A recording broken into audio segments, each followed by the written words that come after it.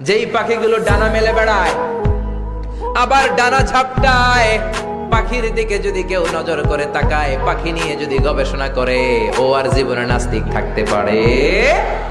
কত ধরনের পাখি যে আল্লাহ বানালেন, আপনি অবাক হয়ে যাবেন। আর কত জায়গায় যে আল্লাহ কোরআনে পাখির কথা বলে, পাখির নিদর্শন দিয়ে আমাদের মস্তিষ্কের জট খুলতে চেয়েছেন, আপনি অবাক হয়ে যাবেন।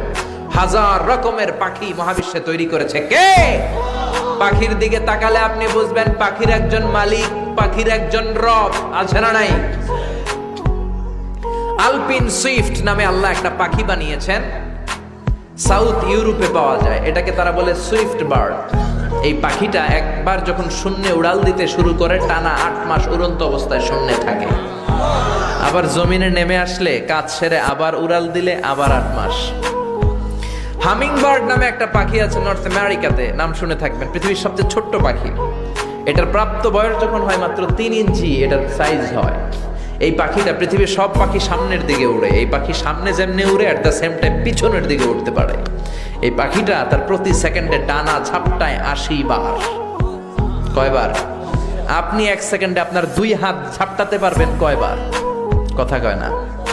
আমি 5টা ঝাপটাই মারতেই তো আমার 1 সেকেন্ড শেষ, কিন্তু এই পাখিটা 1 সেকেন্ডে ডানা ঝাপটাতে পারে 80 বার। সুবহানাল্লাহ কইতে মন চায় না? হোমা বার্ড নামে একটা পাখি আছে, যে পাখি উড়ন্ত অবস্থায় ডিম পেড়ে দেয়, আর ওই ডিম জমিনে পড়ার আগেই ডিম ফুটে বাচ্চা বের হয়ে ওই বাচ্চা উড়তে শুরু করে দেয়। এজন্য আল্লাহ বললেন আওয়ালাম ইয়ারা ইলাত তায়র, নাস্তিকগুলোকে পাখির দিকে তাকায় না, পাখি কেমন করে ডানা ঝাপটায়।